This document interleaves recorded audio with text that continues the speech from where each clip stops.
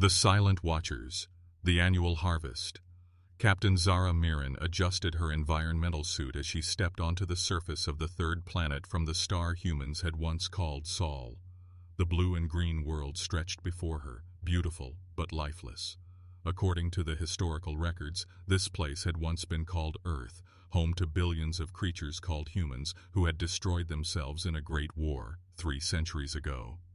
Zara belonged to the Colonian Empire, a race of tall, silver-skinned beings with 4 arms and eyes that could see across multiple light spectrums. Her people had claimed this system 50 years ago when the Galactic Council declared it abandoned. Now they came every year to harvest the rare minerals that had formed in the planet's crust during the long centuries of nuclear decay.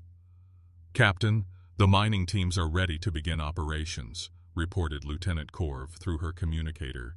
His voice crackled with the interference that always plagued their equipment on this world.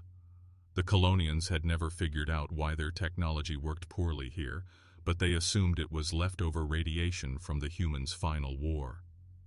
Zara looked across the landscape where ancient human cities had once stood. Now only green plants and twisted metal remained. Nature had reclaimed most of the surface, but deep scans showed vast underground spaces that might contain valuable resources. "Begin the deep drilling operations in Sector 7, she ordered. "The geological surveys show promising mineral deposits 2 kilometers down." Far beneath her feet, in caverns the Colonian scanners could never detect, Director James Park watched the alien activities on dozens of monitors. He was a tall man with gray hair and steady hands, leading one of the most important facilities in New Terra, humanity's largest underground city. The chamber around him buzzed with quiet activity as technicians monitored the aliens above. "They're starting the deep drilling again," reported Dr. Maya Chen, his chief scientist. She was a brilliant woman in her 40s who had spent her entire life studying alien technology. "Same pattern as last year. They never learn."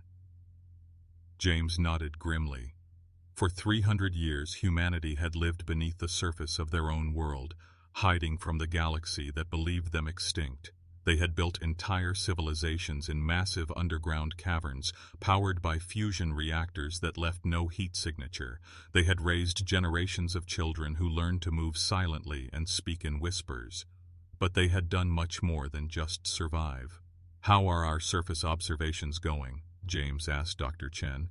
"Excellent. We've mapped every piece of technology they bring, recorded every conversation, analyzed every weakness in their equipment." Dr. Chen pulled up holographic displays showing detailed schematics of Colonian ships and weapons. "Their technology hasn't improved much in the past 50 years. They've grown comfortable and lazy." James smiled slightly. Comfort and laziness were luxuries humanity had never been able to afford. Every human child learned at least 5 alien languages. Every engineer studied alien technology and found ways to improve it.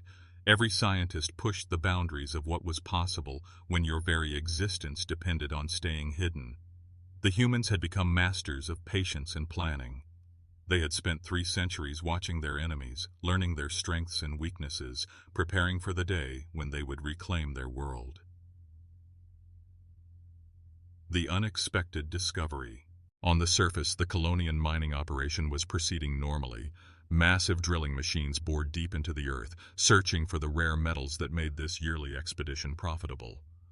Zara supervised the operation from a mobile command center, monitoring the progress on her screens. "Captain, we're hitting some kind of structural anomaly at depth," reported the chief mining engineer. "The drill is encountering empty space where there should be solid rock." Zara frowned. Empty space meant caves or underground rivers. Both could be dangerous for mining operations. "Pull back the drill and send down a probe. I want to know what we're dealing with." The probe descended through the drill hole, its lights cutting through the darkness below. What it revealed made Zara's 4 eyes widen in shock. The empty space wasn't a natural cave. It was a vast chamber with smooth walls and artificial lighting, and it clearly showed signs of recent habitation. "This is impossible," Zara whispered. "There's no life on this planet. The surveys confirmed it decades ago." But the probe's cameras didn't lie. They showed corridors leading away from the main chamber, equipment that looked far more advanced than anything in the Colonian arsenal. And most disturbing of all, fresh air that registered on the probe's atmospheric sensors. Deep underground, alarms were sounding in New Terra's command center. James Park watched the probe's invasion with calm eyes, but his heart was racing. After 300 years of perfect concealment, they had finally been discovered. "Sir, what are your orders?" asked Dr. Chen. "We can disable the probe easily enough, but they'll know something is wrong when it stops transmitting." James was quiet for a long moment, considering options that humanity's leaders had planned for decades. They had always known this day might come. The question was whether humanity was ready for what came next. "Let them see," he said finally, "but only what we want them to see." Above ground, Zara was frantically trying to contact her superiors. This discovery could change everything. If there was still intelligent life on this planet, the Galactic Council would need to be informed immediately. The implications were staggering. "Captain," her communications officer called out, "I'm receiving a transmission from the probe's location. It's not from our equipment." Zara's blood ran cold. "Put it through." The main screen flickered, then cleared to show a human face. The creature looked similar to the ancient records, but somehow different. More alert, more intelligent, more dangerous. When it spoke, its words were in perfect Colonian. "Greetings, Captain Mirren. My name is Director James Park. I represent the survivors of the human species. We need to talk." The hidden truth. Zara's hands shook as she stared at the impossible image on her screen. Humans were extinct. Everyone knew that. The historical records were clear. They had destroyed themselves in nuclear fire 300 years ago. "This is some kind of trick," she said, though her voice lacked conviction. "Humans are extinct. This must be a recording or some kind of artificial intelligence left behind by the old civilization." James Park smiled sadly on the screen. "I understand your confusion, Captain. Your people have believed us dead for a very long time. We encouraged that belief because it kept us safe while we prepared for this day." "Prepared for what?" Zara asked, though she wasn't sure she wanted to know the answer. "To reclaim our world," James said simply. "Your probe has discovered New Terra, one of 27 underground cities we've built across this planet. Each city houses between 50,000 and 200,000 people. We are not extinct, Captain Mirren. We are very much alive." The implications hit Zara like a physical blow. If humans had survived in such numbers, if they had been secretly living beneath the surface all this time, then everything the Galactic Council believed about this system was wrong. The Colonian claim to this world was based on it being uninhabited. "Why are you telling me this?" she asked. "Because," James said, his voice growing harder, "your mining operation is about to breach another of our cities. We cannot allow that to happen. We are giving you one opportunity to withdraw your forces peacefully." Zara felt a chill run through her forearms. The human spoke with quiet confidence, as if he held all the advantages in this situation. But that was impossible. The Colonian fleet had enough firepower to glass the entire planet's surface. "You are in no position to make demands," she said, trying to sound more confident than she felt. "We have 3 battleships in orbit, and enough weapons to sterilize this entire world." James's smile widened slightly. "Yes, we know about your ships. We've been watching them very carefully. The Redemption, the Victory's Call, and the Iron Fist. Your flagship has a crack in its primary reactor housing that your engineers haven't noticed yet. The Victory's Call has a computer virus we installed during your last visit that will activate if you attempt to target our cities. And the Iron Fist is currently surrounded by 17 of our vessels that your sensors cannot detect." Zara's blood turned to ice. Everything he had said about her ships was classified information. If humans knew those details, then they had been watching and studying the Colonian fleet far longer than anyone had imagined. "You're bluffing," she said weakly. "Dr. Chen, please give Captain Mirren a demonstration," James said, looking off screen. Zara's console erupted in alerts.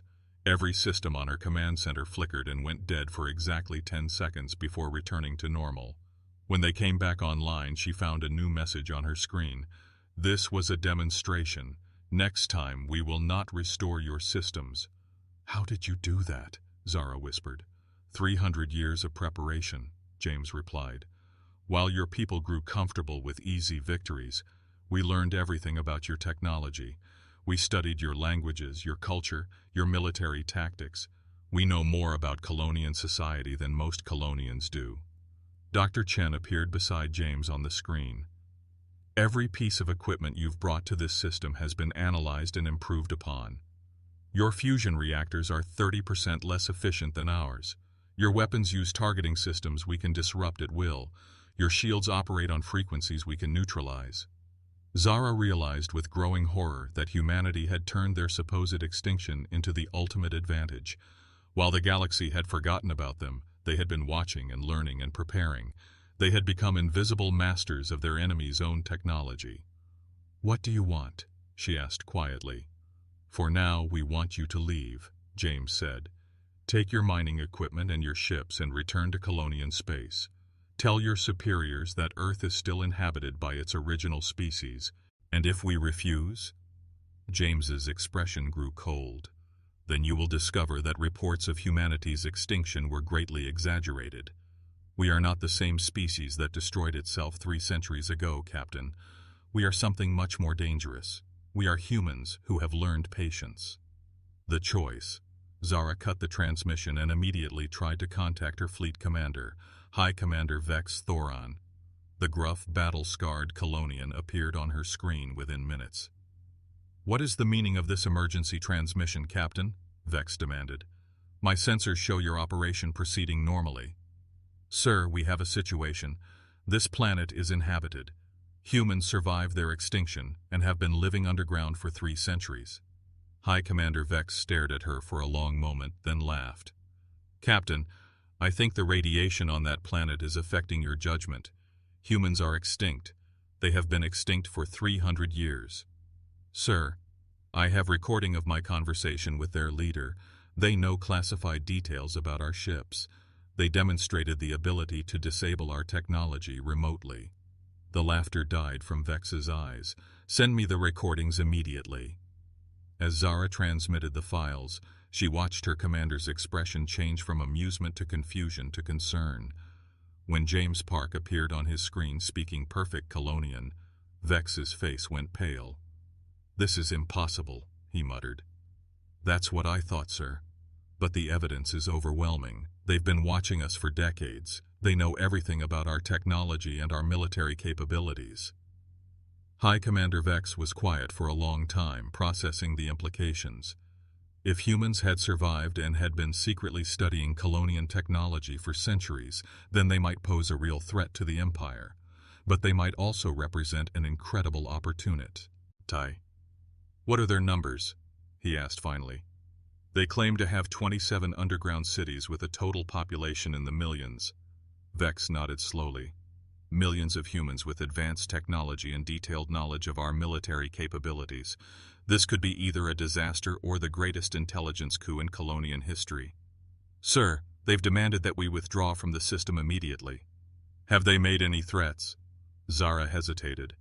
"They implied that they could destroy our fleet if necessary. Given what they've demonstrated so far, I'm not sure we should test them." High Commander Vex was faced with a decision that would affect the entire Colonian Empire. He could order an immediate attack on the planet's surface, trying to eliminate this unexpected threat before it could develop further. Or he could attempt to negotiate, to find some way to turn humanity's survival to Colonian advantage. But as he considered his options, every system on his flagship suddenly went dark. Emergency lighting kicked in, casting eerie red shadows across the command bridge. When the main systems came back online 30 seconds later, there was a new message on every screen. "High Commander Vex Thoron, your fleet is now completely under our control. Any hostile action will result in the immediate destruction of your vessels. Please prepare to receive a diplomatic transmission." Vex realized with dawning terror that humanity's 3 centuries of preparation had made them far more dangerous than anyone had imagined. The extinct species had returned, and they had evolved into something the galaxy had never seen before. Humans with unlimited patience and 300 years of planning time. The screen flickered again, and James Park appeared, but this time he was not alone. Behind him stood dozens of other humans, men and women of all ages, all looking directly at the camera with steady, confident eyes. "High Commander Thoron," James said calmly. "Welcome to the new reality. Humanity has returned to the stars. The reclamation. The awakening." High Commander Vex Thoron had fought in 17 major battles across 3 star systems, but he had never felt as helpless as he did at this moment. Every system on his flagship responded to his commands, but he knew that illusion of control could disappear in an instant. The humans had demonstrated their power by taking control of his entire fleet and then graciously returning it, like a cat playing with mice. "Director Park," Vex said, trying to keep his voice steady, "I am prepared to discuss terms for our withdrawal from this system." James Park smiled, but there was no warmth in it. "I'm afraid withdrawal is no longer an option, High Commander. You see, your arrival today was not unexpected. We have been monitoring your empire's expansion for decades, watching as you claim star system after star system, always choosing worlds you believe to be uninhabited or defenseless." Behind James, Dr. Chen stepped forward. "We know about the Helian colonies that you destroyed rather than negotiate with. We know about the Korani refugees your ships hunted down when they tried to flee their dying homeworld. We have recorded evidence of 17 different species that the Colonian Empire has eliminated or enslaved in the past century." Vex's forearms tensed. This information was highly classified, known only to the highest levels of the Colonian military command. If humans had access to these records, then their intelligence network was far more extensive than he had imagined. "What do you want?" he asked quietly. "Justice," James replied simply. "For 300 years, the Colonian Empire has spread across the galaxy like a plague, destroying everything in its path. Today, that ends." On Vex's tactical display, new contacts began appearing. Dozens, then hundreds, then thousands of ships were decloaking throughout the solar system. They materialized around his fleet like ghosts becoming solid, vessels of designs he had never seen, but which radiated technological sophistication that made Colonian ships look primitive by comparison. Captain Zara Miran's voice crackled through the communications system from the planet's surface. "Sir, my scanners are showing massive structures rising from the planet's surface. The entire landscape is changing." Through the viewport of his flagship, Vex watched in awe as the planet Earth transformed before his eyes. What had appeared to be natural mountains and hills were revealed to be camouflaged installations. Massive towers rose from hidden underground complexes, their surfaces gleaming with energy fields and weapon arrays.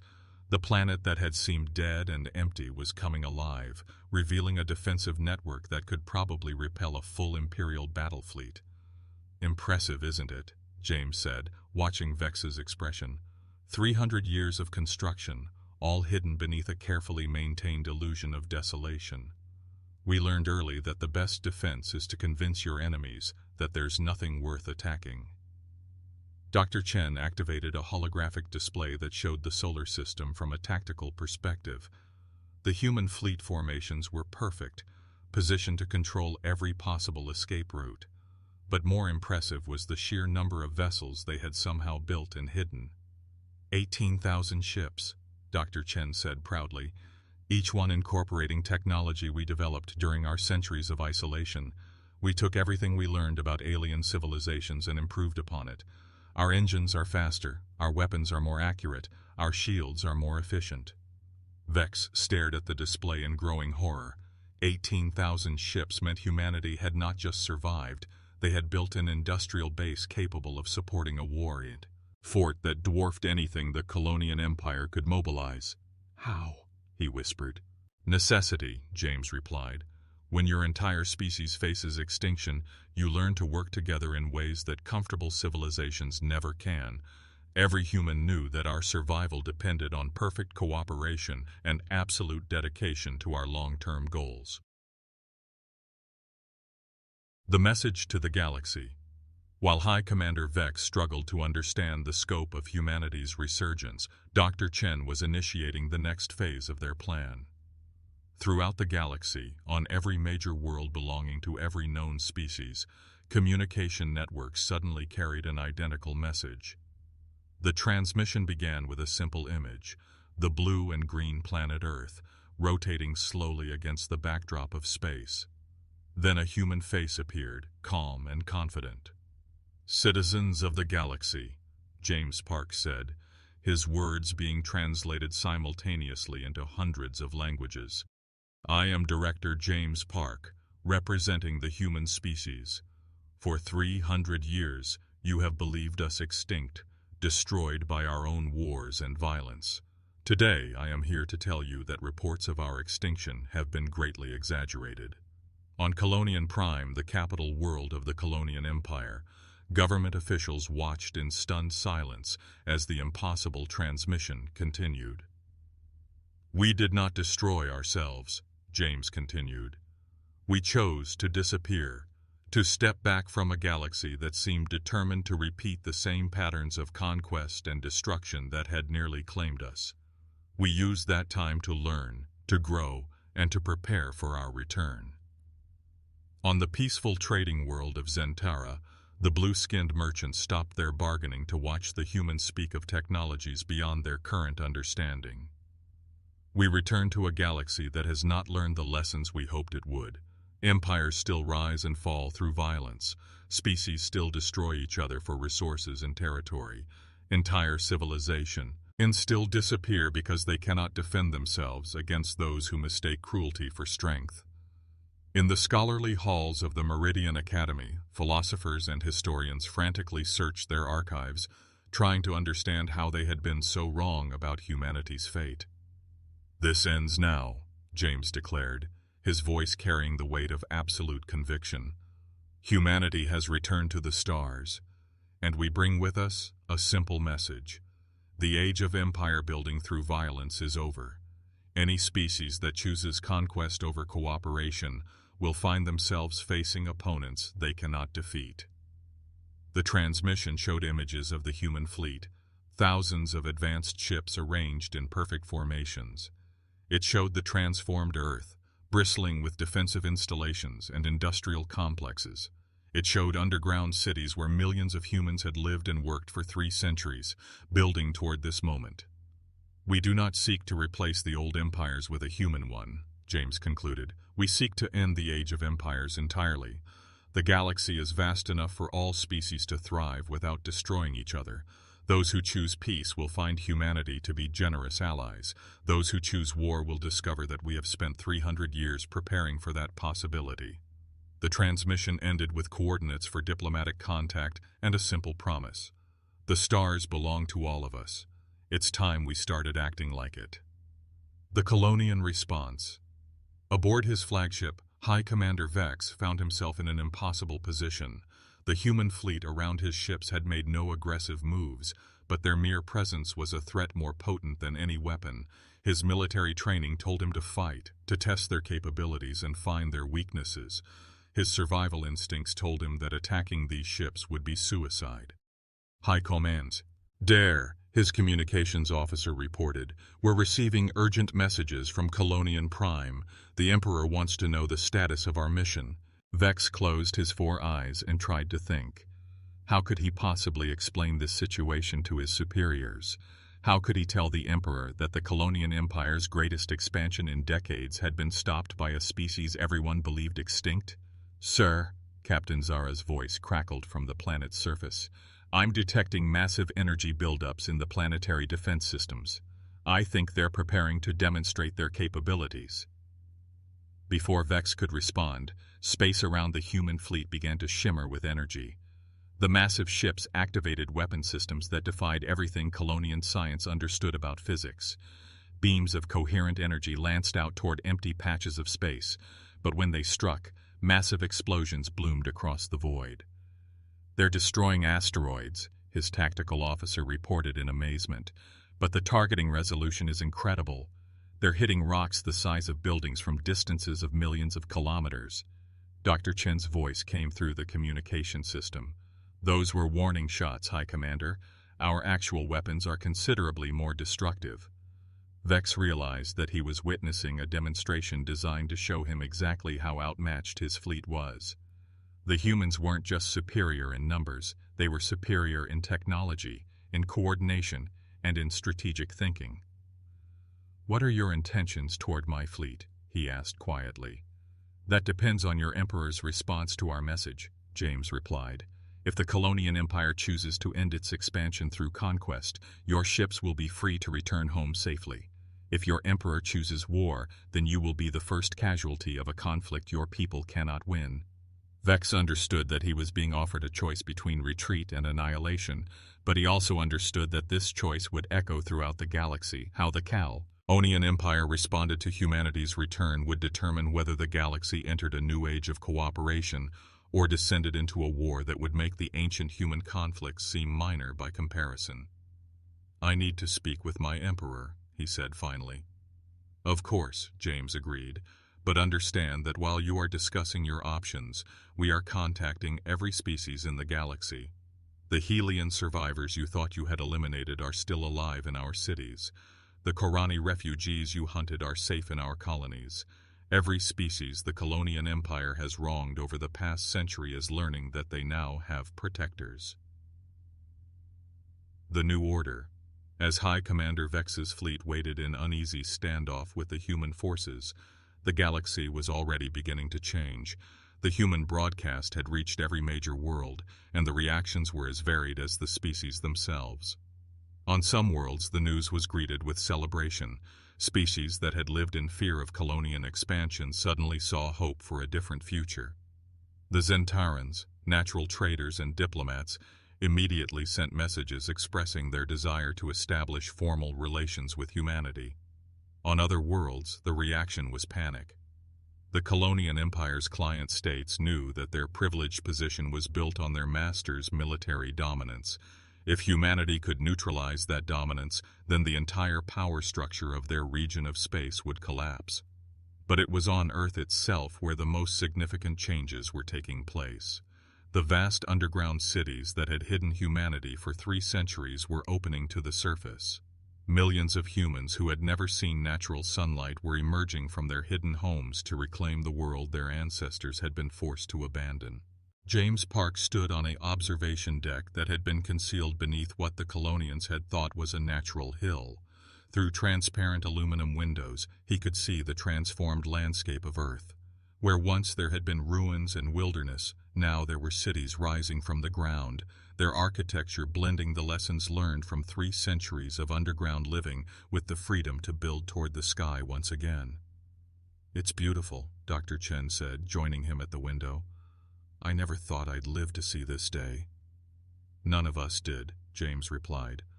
"But our ancestors planned for it anyway. They built all of this on faith that someday their descendants would need it."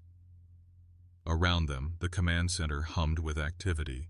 Hundreds of technicians were coordinating with human fleets throughout the galaxy, establishing communication networks, setting up diplomatic protocols, and managing the complex logistics of revealing a civilization that had been hidden for 3 centuries. "Status report?" James asked his chief of operations. "Excellent, sir. We have established contact with 47 different species. 32 have requested immediate diplomatic meetings. 15 are still processing our message. Only 3 have responded with hostility." James nodded. 3 hostile responses out of 50 was better than they had hoped for. Humanity's return to the galactic stage was going more smoothly than their most optimistic projections had suggested. "What about the Colonian response?" "High Commander Vex is still awaiting orders from his Emperor. Our intelligence network suggests that the Colonian government is deeply divided about how to respond. Some want to negotiate, others want to fight." James looked out at the Earth that was being reborn around him. In the distance he could see one of the massive industrial complexes that had been hid beneath the planet's surface for 3 centuries. It was now producing ships and equipment at a rate that would allow humanity to maintain their technological advantage for years to come. "Let them debate," he said quietly. "Every hour they delay gives more species time to choose sides. And I think they'll find that most of the galaxy is tired of living under the threat of conquest." Dr. Chen pulled up a holographic display showing the current political situation across known space. Green indicators showed species that had expressed support for humanity's message. Yellow indicators showed species that were still deciding. Red indicators showed the few species that had chosen to stand with the old order of conquest and empire. "The mathematics are quite clear," she said with satisfaction. "The age of empires is ending whether the colonians accept it or not. We've simply given the galaxy's peaceful species the protection they need to choose cooperation over submission." James smiled as he watched the sun set over the Earth that humanity had reclaimed. After 3 centuries of hiding, of planning, of preparing for a day they weren't sure would ever come, humans had finally stepped back into the light. They had not returned as the same species that had nearly destroyed itself with war and violence. They had returned as something new, something better, something the galaxy had never seen before. They had returned as humans who had learned patience, who had mastered the art of turning apparent defeat into ultimate victory. The galaxy had believed them extinct, but death had only made them stronger. The stars belonged to everyone now, and humanity would make sure it stayed that way.